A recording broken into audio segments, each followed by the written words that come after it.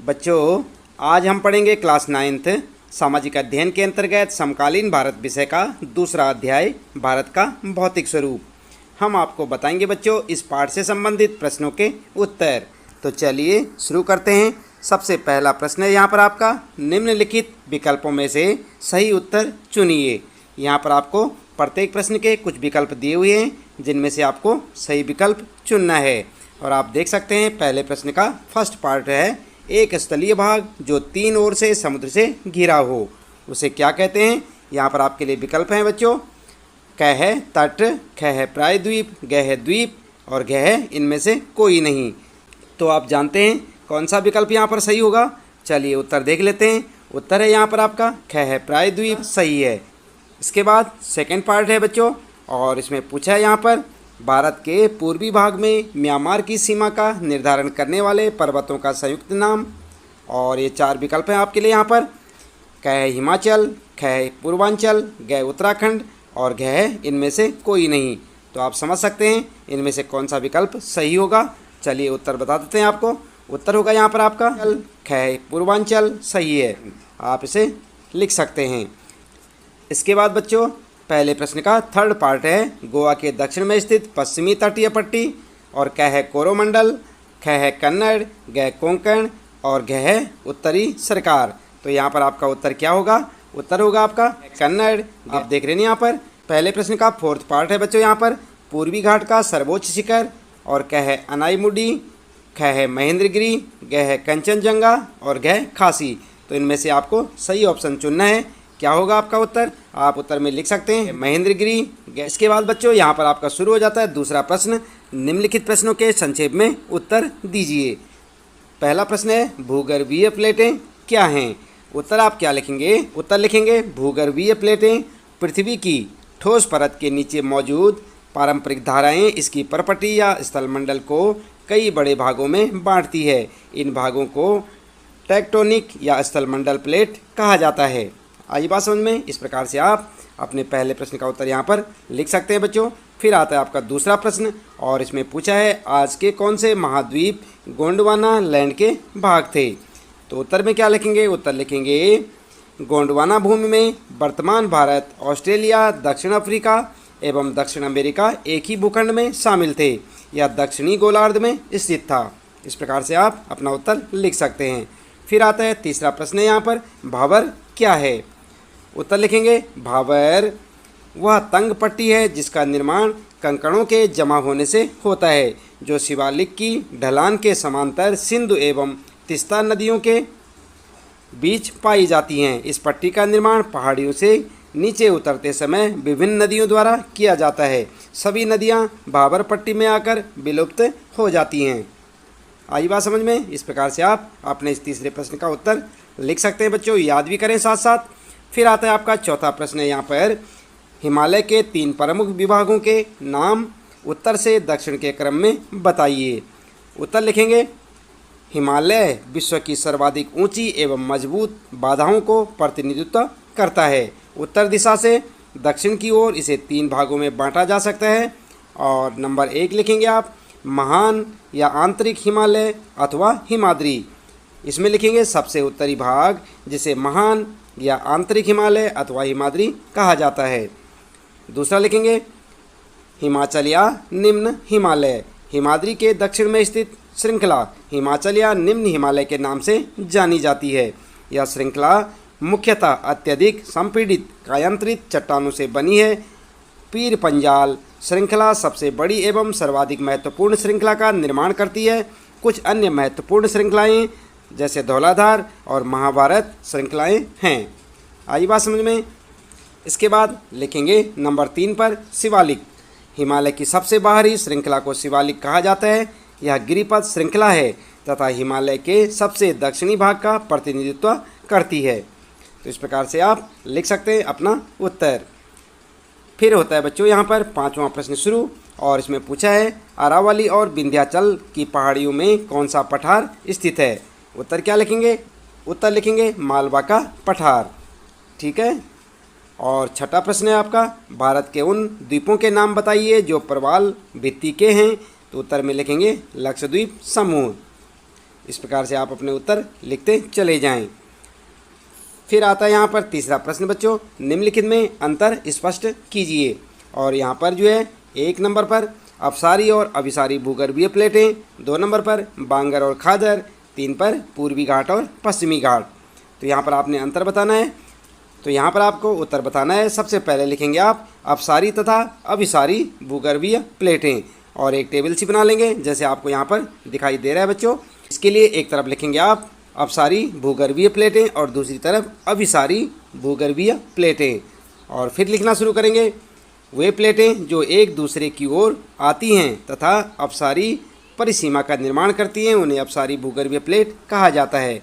इधर लिखेंगे वे प्लेटें जो एक दूसरे से दूर जाती हैं तथा अपसारी परिसीमा का निर्माण करती है उन्हें अभिसारी भूगर्भीय प्लेट कहा जाता है। आई बात समझ में? इस प्रकार से आप लिखते चले जाएं। इसके बाद दूसरे नंबर पे लिखेंगे आप बांगर या खादर। तो इधर लिखेंगे बांगर, इधर लिखेंगे खादर, और नंबर 1 लिखेंगे बांगर पुरानी जलोढ़ मृदा होती है, जबकि इधर लिखेंगे नई जलोढ़ को खादर कहा जाता है। फिर यहाँ पर नंबर 2 लिखेंगे यह मृदा नदी के बेसिन से दूर पाई जाती है, और खादर में लिखेंगे यह मृदा नदी के बेसिन के पास पाई जाती है। नंबर 3 पर लिखेंगे बांगर में यह भूमि कम उपजाऊ होती है तथा खेती के लिए आदर्श नहीं है। खादर में लिखेंगे नंबर 3 यह मृदा बहुत उर्वर होती है तथा कृषि के लिए आदर्श मानी जाती है। आई बात समझ में? इस प्रकार से आप लिखते चले जाएं। इसके बाद लिखेंगे थर्ड का पूर्वी घाट तथा पश्चिमी घाट।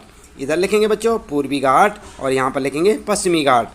नंबर 1 लिखेंगे पूर्वी घाट प्रायद्वीपीय भारत की पूर्वी भुजा का निर्माण करता है, जबकि यहाँ पर लिखेंगे पश्चिमी घाट में पश्चिमी घाट प्रायद्वीपीय भारत की पश्चिमी भुजा का निर्माण करता है।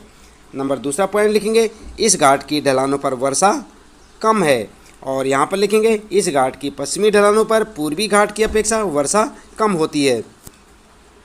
तीसरा लिखेंगे पूर्वी घाट कोरोमंडल तट के समांतर है, और यहाँ पर लिखेंगे पश्चिमी घाट मालाबार तट के समांतर है। नंबर 4 लिखेंगे बच्चों पूर्वी घाट सतत नहीं है, वह अनियमित है, बंगाल की खाड़ी में गिरने वाली नदियों ने इसको काट दिया है। और यहाँ पर लिखेंगे पश्चिमी घाट में वे सतत हैं तथा इनको केवल दर्रों के द्वारा ही पार किया जा सकता है। 5वां पॉइंट लिखेंगे ये बंगाल की खाड़ी के समांतर स्थित हैं, और यहाँ पर लिखेंगे ये अरब सागर के समांतर स्थित हैं। 6वां पॉइंट लिखेंगे इसकी सबसे अधिक ऊंची पहाड़ियों में महेंद्रगिरी व जवादी शामिल है, और यहाँ पर लिखेंगे इसकी सबसे अधिक ऊंची चोटियों में अनाईमुडी एवं डोडा बेटा शामिल है। आई बात समझ में? इस प्रकार से आप लिखते जाएं और आपका इस प्रश्न का अंतर स्पष्ट हो जाएगा। इसके बाद बच्चों चौथा प्रश्न आता है बताइए हिमालय का निर्माण कैसे हुआ था। जानते हैं आप कैसे हुआ था? उत्तर लिखेंगे दक्षिणी गोलार्ध के विशाल महाद्वीप का काल्पनिक नाम गोंडवाना भूमि है। ऐसा माना जाता है कि लाखों वर्ष पहले भारत एक बड़े महाद्वीप गोंडवाना भूमि का भाग था। सबसे प्राचीन भूखंड यानी कि प्रायद्वीपीय भाग गोंडवाना भूमि का हिस्सा था। वर्तमान ऑस्ट्रेलिया, दक्षिण अफ्रीका एवं दक्षिण अमेरिका भी इसी भूखंड में शामिल थे। यह दक्षिणी गोलार्ध में स्थित था। संवहनीय धाराओं के कारण इसकी भूप्रपट्टी कई टुकड़ों में टूट गई, जिससे इंडो ऑस्ट्रेलियाई प्लेट गोंडवाना लैंड से अलग होकर उत्तर की ओर सरक गई। प्लेट विवर्तन सिद्धांत के अनुसार भूप्रपट्टी पहले एक ही विशालकाय महाद्वीप था जिसे पैंजिया कहा जाता था।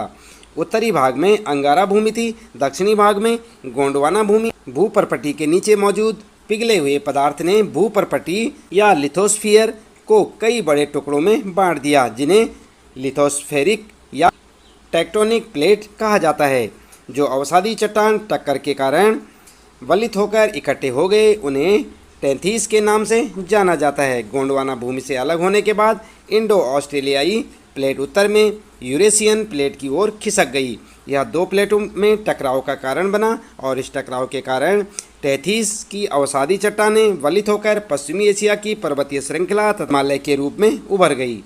ठीक है, तो इस प्रकार से आप लिख सकते हैं अपने चौथे प्रश्न का उत्तर। पांचवा प्रश्न है बच्चों भारत के प्रमुख भू आकृतिक विभाग कौन से हैं? हिमालय क्षेत्र तथा प्रायद्वीप पठार के उच्चावच लक्षणों में क्या अंतर है? तो यहाँ पर भी आपको अंतर बताना है। उत्तर में आप सबसे पहले इस प्रकार से लिखेंगे, उत्तर लिखेंगे नंबर 1 हिमालयी पर्वत, नंबर 2 उत्तर के मैदान, नंबर 3 प्रायद्वीपीय पठार, नंबर 4 भारतीय मरुस्थल, नंबर 5 तटीय मैदान। नंबर 6 लिखेंगे द्वीप समूह, हिमालयी क्षेत्र तथा प्रायद्वीपीय पठार के उच्चावच लक्षणों में अंतर नीचे दिया गया है।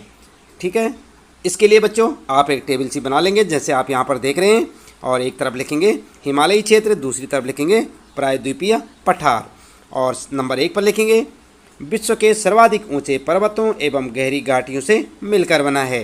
तो इधर लिखेंगे चौड़ी एवं छिछली घाटियों तथा गोलाकार पहाड़ियों से मिलकर बना है। नंबर 2 पर लिखेंगे इंडो ऑस्ट्रेलियाई प्लेट व यूरेशियन प्लेट के टक्कर के कारण बना, और इधर लिखेंगे गोंडवाना भूमि के टूटने व खिसकने के कारण बना। नंबर 3 पर लिखेंगे हिमालय क्षेत्र में तलहटी चट्टानों से बना है। प्रायद्वीपीय पठार में लिखेंगे नंबर 3 आग्नेय एवं कायांतरित चट्टानों से बना है। नंबर 4 पर लिखेंगे हिमालय क्षेत्र में भूवैज्ञानिक दृष्टि से यह अस्थिर क्षेत्र में आता है, और प्रायद्वीपीय पठार में लिखेंगे नंबर 4 भूवैज्ञानिक दृष्टि से यह स्थिर क्षेत्र में आता है। और 5वां लिखेंगे ये विश्व के सर्वाधिक ऊंचे पर्वत हैं। यहाँ पर लिखेंगे मध्य उच्च भूमि नीची पहाड़ियों से बना है, और इनमें कोई भी चोटी विश्वविख्यात ऊंचाई की नहीं है। यहाँ पर लिखेंगे फिर नंबर 6 में हिमालय से बहुत सी प्रसिद्ध नदियाँ निकलती हैं जैसे सिंधु, गंगा व ब्रह्मपुत्र, और इधर लिखेंगे नंबर 6 पर नर्मदा व ताप्ती जैसी कुछ ही नदियाँ प्रायद्वीपीय पठार से निकलती हैं। नंबर 7 लिखेंगे यहाँ पर ये सिंधु व गंगा के मैदान के सिरे पर बने हुए हैं, और इधर लिखेंगे ये दक्कन के पठार के सिरे पर बने हुए हैं। 8वां पॉइंट लिखेंगे बच्चों शिमला, मसूरी, दार्जिलिंग, नैनीताल आदि पहाड़ी स्थल हिमालय में पाए जाते हैं, और यहाँ पर लिखेंगे 8वें नंबर पर यहाँ कोई विख्यात पहाड़ी स्थल नहीं पाया जाता। और 9 पर लिखेंगे इनकी औसत ऊंचाई 6000 मीटर है, और इधर लिखेंगे 9 नंबर पर इस पठार की औसत ऊंचाई 600 से 900 है। और यहाँ पर 10वां पॉइंट लिखेंगे बच्चों ये नवीन वलित पर्वत है, जबकि इधर 10वीं पर लिखेंगे ये प्राचीन काल से ही अपरदन के चरण में है। 11वां पॉइंट लिखेंगे बच्चों ये बहुत से महाखंड एवं यू आकार की घाटियों से बने हैं। इधर लिखेंगे 11वें पे पठार को कई नदियों द्वारा बुरी तरह काट दिया गया है। 12वां पॉइंट लिखेंगे इनमें बहुत कम खनिज पाए जाते हैं, और इधर लिखेंगे ये खनिजों का भंडार है। 13वां पॉइंट लिखेंगे सभी 12मासी नदियों का उद्गम हिमालय से ही होता है, और यहाँ लिखेंगे इन पठारों से निकलने वाली नदियाँ बरसाती हैं। तो इस प्रकार से आप अपना उत्तर लिखेंगे बच्चों, एक टेबल सी बना लें और अच्छे से लिखें, इन्हें याद भी करें। इसके बाद आगे आता है आपका 6ठा प्रश्न। यहाँ पर भारत के उत्तरी मैदान का वर्णन कीजिए, और उत्तर किस प्रकार से लिखेंगे बच्चों। उत्तर लिखेंगे यह मैदान जलोढ़ मृदा से बना हुआ है। लाखों वर्षों में हिमालय के गिरिपदों पर एक विशाल बेसिन में जलोढ़ का निक्षेप होने पर उपजाऊ मैदान का निर्माण हुआ है। यह मैदान 7 लाख वर्ग किलोमीटर में फैला हुआ है। यह मैदान 2400 किलोमीटर लंबा और 240 से 320 किलोमीटर चौड़ा है। समृद्ध मृदा के आवरण, भरपूर पानी की आपूर्ति एवं अनुकूल जलवायु ने उत्तरी मैदान को कृषि की दृष्टि से भारत का अत्यधिक उपजाऊ भाग बना दिया है। इसी कारण यहाँ का जनसंख्या घनत्व भारत के सभी भौगोलिक विभाजनों की अपेक्षा इस क्षेत्र में सर्वाधिक है। उत्तरी मैदान के पश्चिमी भाग को पंजाब कहा जाता है। गंगा का मैदान घाघर एवं तीस्ता नदियों के बीच स्थित है। यह उत्तर भारत के विभिन्न राज्यों जैसे हरियाणा, दिल्ली, उत्तर प्रदेश, बिहार और झारखंड के कुछ भाग एवं पश्चिमी बंगाल के पूर्व में फैला हुआ है। आई बात समझ में। इस प्रकार से आप लिख सकते हैं बच्चों अपने इस 6ठे प्रश्न का उत्तर। इसके बाद बात करते हैं यहाँ पर है फिर 7वां प्रश्न, निम्नलिखित पर संक्षिप्त टिप्पणियाँ लिखिए, और किस पर लिखनी है ये आपके लिए नंबर 1 भारतीय मरुस्थल, नंबर 2 मध्य उच्च भूमि, नंबर 3 भारत के द्वीप समूह। और उत्तर में आप इस प्रकार से लिखते चले जाएंगे बच्चों। नंबर 1 लिखेंगे पहले भारतीय मरुस्थल, फिर लिखेंगे इसे थार मरुस्थल के नाम से भी जाना जाता है। यह अरावली की पहाड़ियों के दक्षिणी किनारे की ओर स्थित है। यह बालू के टिब्बों से भरा हुआ रेतीला मैदान है। यहाँ पूरे वर्ष में 150 मिलीमीटर से भी कम वर्षा होती है। यह पूरे राजस्थान में फैला हुआ है। इसकी जलवायु शुष्क है। यहाँ वनस्पति भी बहुत कम है। वर्षा ऋतु में कुछ समय तक कई सरिताएँ अर्थात नदियाँ नजर आती हैं, जो वर्षा रुकने के साथ ही विलुप्त हो जाती हैं। लूनी इस क्षेत्र की एकमात्र बड़ी नदी है। अर्धचंद्राकार रेत के टिब्बे जिन्हें बरकान कहा जाता है भारतीय मरुस्थल की प्रमुख विशेषताएं हैं, और ऊंट मरुस्थल का सबसे महत्वपूर्ण जानवर है। तो इस प्रकार से आप लिख सकते हैं यहाँ पर भारतीय मरुस्थल के बारे में। इसके बाद बच्चों बात करते हैं मध्य उच्च भूमि, यानी कि दूसरा बिंदु है आपका मध्य उच्च भूमि, और यहाँ पर हेडिंग डाल के लिख सकते हैं प्रायद्वीपीय क्षेत्र का वह भाग जो नर्मदा नदी के उत्तर में पड़ता है और मालवा के पठार के एक बड़े हिस्से पर फैला है उसे मध्य उच्च भूमि कहा जाता है। यह दक्षिण में विंध्य श्रेणी और उत्तर पश्चिम में अरावली की पहाड़ियों से घिरा है। आगे जाकर यह पश्चिम में भारतीय मरुस्थल से मिल जाता है, जबकि पूरब दिशा में इसका विस्तार छोटा नागपुर के पठार द्वारा प्रकट होता है। इस क्षेत्र में नदियाँ दक्षिण पश्चिम से उत्तर पूरब की ओर बहती हैं। इस क्षेत्र के पूर्वी विस्तार को स्थानीय रूप से बुंदेलखंड, बाघेलखंड और छोटा नागपुर पठार कहा जाता है।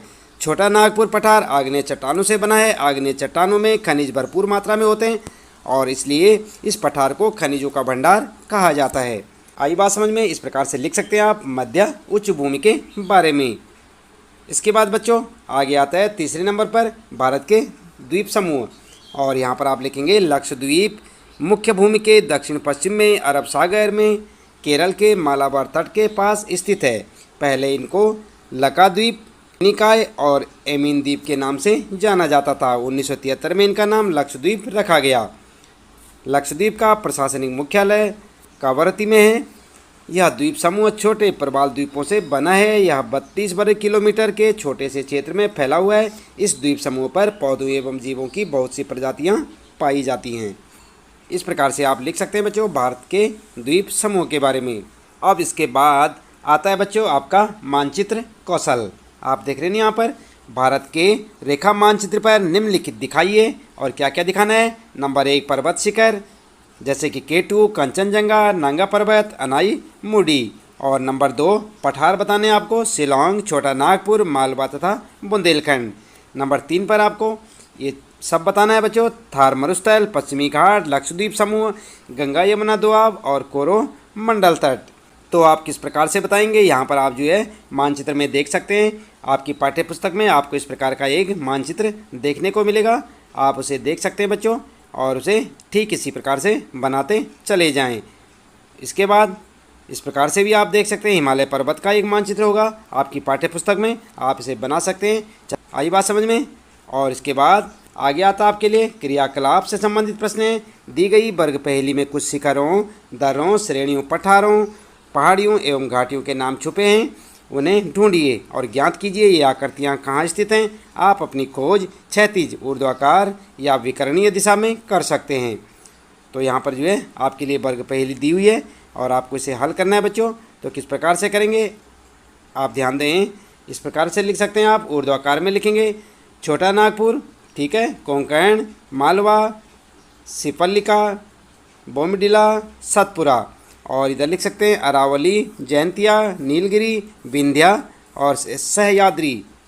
और क्षैतिज में आप लिखेंगे नथुला, गारो, अनाईमुडी, पाटली, और इधर को लिख सकते हैं कार्डिमोम, कंचनजुंगा, एवरेस्ट और थार। तो इस प्रकार से आप इनको जो यहाँ से वर्ग पहेली में से ढूंढ सकते हैं, जैसे यहाँ पर आप देख सकते हैं। और इसके साथ ही बच्चों इस पाठ से संबंधित प्रश्नों के उत्तर यहाँ पर समाप्त होते हैं। उम्मीद है कि आपको अच्छे से समझ आए होंगे। इसी प्रकार लगातार कक्षा 9 और सामाजिक अध्ययन के अंतर्गत समकालीन भारत विषय के सभी पाठों के प्रश्न उत्तर जानने के लिए लगातार देखते रहे वीडियो, जुड़े रहे हमारे साथ। मिलते हैं फिर अगले पाठ में कुछ नए प्रश्न उत्तरों के साथ।